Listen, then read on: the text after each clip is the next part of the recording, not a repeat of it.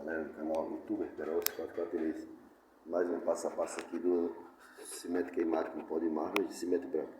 O internauta pediu para mim mostrar como que eu estava fazendo. Eu faço assim, ó.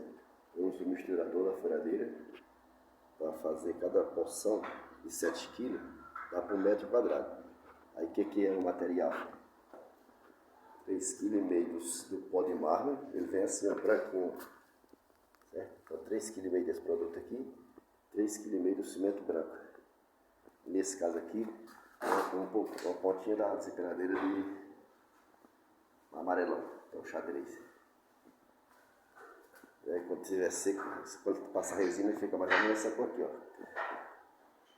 Aqui foi feito um retoque, tá engrossando um pouco mais para aumentar as rebarras. E é isso aí, galera. Se você não for inscrito no canal, se inscreve, curte, comenta, compartilha, ativa o sininho, fala de onde está assistindo, faz alguma pergunta. Então, você pode dar mais. Até o próximo vídeo, galera.